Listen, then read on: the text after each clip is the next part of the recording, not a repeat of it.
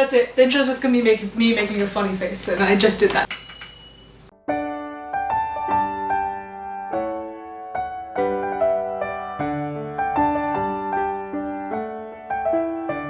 Hello, I'm Abby Dreamer. This is my good friend Angie, the most eloquent bean master. We're just here to talk about what we got out of reading the Bible for like the second time. We finished it one time this past year, because quarantine and whatnot, you don't really have much to do. And our youth pastor suggested this app, Read Scripture, where like you read a small 2 to 3 chapters of a book from the Bible every day, and then one psalm, so that you're not sitting in the book of Psalms reading all of them and hating it. We're just here to talk about what we got out of it. I've written everything down in this notebook that I've gotten so far. And Angelica has 3 books with her. So this book is, it's like reading through the Bible from like a missionary's point of view, because some kids in our youth group have been wanting to go to like Peru next year and stuff, so I thought it's Angie.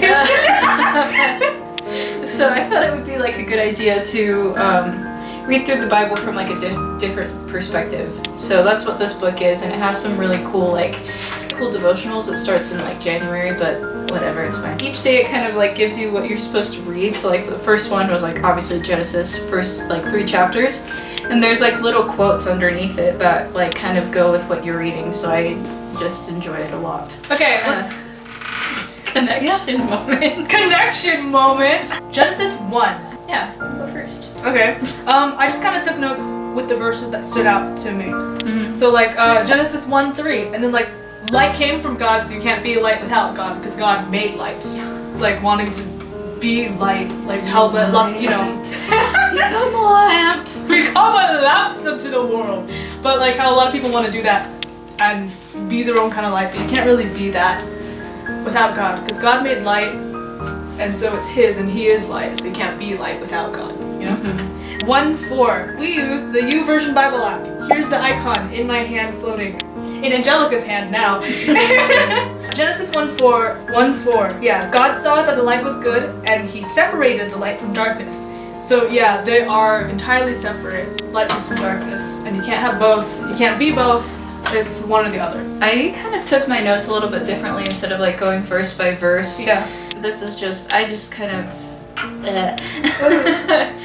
separated it into like categories, kind of like creation of the world and things like that. I thought it was interesting when it said like the Spirit of God was hovering over the face of the waters. Just like, I'm here. I am here. And then God said, like those are like, when things are repetitive in the Bible, I always write it down and stuff, because like that's just kind of how I learned to take notes anyway. Yeah. God said is like there all the time. I think it's fun because it just shows how much power is in God's words. Yeah, that is definitely. repeated a lot. And like with you saying the power, like His word gave the energy for matter to form. Like it's really scientific too. Like people don't really think that it could just did go. Gonna add like explosions to it. Some important things that I thought was like separated light from dark. Whoa, same one I got. Anyway. Yeah, Christ was mentioned in Genesis. Like people don't really notice that, but like one thing that I got from like the missionary Bible thing, missionary God, missionary Bible. It said like Genesis 3:15 guaranteed that the coming of man of promise from the male line of Eve would once and for all settle the issues that the sin of Adam and Eve had raised. So it was in the beginning God's plan to redeem all peoples of the earth, for He is the desire of all nations. So so it's just very consistent. Like it goes towards how the Bible is just consistent, and it has been for thousands of years. Yeah. Oh, Oh, this was a fun one. Back to Genesis 1, because after Angelica skipped ahead to 3. Sorry. No, you're fine, it's great. Genesis 1, 9, and 10. Put that right there. I'm not gonna read it. But that God made land out of waters. And I think it's interesting that the oceans were made first before He made land. Yeah. Like imagine just like a ball of water. Just floating around doing nothing with like the Spirit hovering over it. Just like, this is my water molecule. The Holy Spirit. But it's usually fun because with biblical symbolism, imagery, those kind of words. Oceans usually represents like challenges. So like we have, definitely. yeah, and we usually have those verses, Trial and then of waters and sky. the biblical dang it, where were we? Biblical symbolism, oceans usually represent like challenges and hardships in our lives, like, you know, thrashing trials to waves. go through. Yeah. And then like out of that comes our foundation and land, and like our safe space, because God makes that out of the waters and our challenges. Yeah, definitely. Our notes are like all over the place. Very different. Quick one from chapter 2:18. We're not meant to be alone. God gave us other people to help. Like this one. This is my bean best master. This is my bean master. I heard it first, ladies and gents. So I just thought like it was really interesting when I was reading when God said like to make man in our image, like meaning him, Holy Spirit, and Jesus.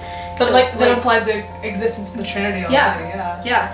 One thing that I wrote in my golden pen is that's how you know seventh day. It's the day of rest. So remember to rest up, kiddos. Because we can't go hardcore all the time. Not even God did that. And He is the omniscient power behind our whole universe. God isn't, He's not a lazy God. Like just, I feel like a lot of the times, like especially with me, like when I started being more healthy with my relationship with God and just going deeper, God was showing me that like it was okay to rest. And like that made me feel lazy in a way because like growing up, you know, like I had a family who was just like, you have to work constantly, you know, and it was, you would be considered lazy if you just went to your room and had some time to your own self. I feel like it's just like the culture though, like a Russian culture. Yeah, it's, in more modern society, it seems to be everywhere. Like you either are going hard working for it, or you're an absolute lazy butt who can't get anything done. Like there's no in between, even though like both ends are extremely unhealthy. So like even though God did put man in Eden for them to work Eden, you know, like being hardworking, you will get burned out if you just keep like going hard if you at keep it. Yeah, exactly. So like that's something that was shown to me like recently, you know, like living in a more healthy environment, you know, and just being able to understand that God does want you to rest. Like it's okay too. Yeah. And like God's not gonna get angry at you for resting. I feel like that's something else that needs to be said. Like that's something that took me a while to understand because like, you know, Pastor Jared would be like, you need to rest, and I'd be like, what? Like no. But yeah, like just being okay with working hard, but also giving yourself that time to rest and readjust. Just really recharge. Because God did it, you should do it too, because you're not God and you can't go hardcore all the time. One thing that I thought was interesting, like now we've skipped over to Noah, like after the flood. This was when Noah finally got onto dry land. Okay, you know what? Let's back up a little bit. Man, you just skipped the whole story after Adam and Eve. Cain and Abel. Come on, Cain was a dumb butt, and he like killed his brother. Yeah. Oh, that just brings me to like a super cool thing that made me realize, like sometimes when we read the Bible and like we read the stories about King David and like Moses and stuff, and how they were like these great people of God and led God's people, you know. And like we feel like we're not like good enough for God at some points, you know. Especially with me, like I was just like, oh my goodness, I could never be good enough. Like that's a lie from the devil. Yeah, stop it. If you think about it, King David murdered somebody. Like he was not necessarily like a murderer, but he did kill somebody in order to be with their wife, you know. And like Moses disobeyed God, you know, and things like that. And it's just like it puts them into a more real perspective. Like they were also real people too. God doesn't use the perfect people, you know. Like he can use anybody, you know. He can use the super righteous person. God can use like the super righteous person, but he could also use somebody who's like broken, you know, and just totally rock their lives. Yeah. I feel like there's a common misconception of like people thinking like, oh, God's out to get me. No, that's not right. I actually had a conversation with like Pastor Jared the other day. Oh, it wasn't Jared, it was Tawny. I was talking to Tawny and we were going to IKEA, because where else would we go? Like I was telling her like, yes, like I was praying to God, because I was raised with like the idea that God was like super wrathful, and like if you sinned he would like punish you for it in like the worst way possible. just recently, like, I was just kind of struggling with that, like, idea of God, because, like, I know God is a loving father. He also does punish his children, like, you know, any good father would discipline his child, but, like, not in the way that people say he does. Like, it's not like he's not gonna electrocute me with lightning. Like, that's stupid. But like another thing with that, he will punish like his children, but he does provide for them still. And like he does it with love. Like even after sending Adam and Eve out of the garden, he still gave them clothes. He gave them provision. With Cain, after he cursed him for like killing his brother, he still sent him out with protection. Yeah, I think that's and a wife. Yeah. And like I think that's. I don't think so, but yeah, whatever you say. He was sent out. He had a wife. He was sent out with his wife to the land of Noah. Oh yeah. Anyway, while Angelica's dead on the floor, I hope you enjoyed this little series that we're gonna start doing.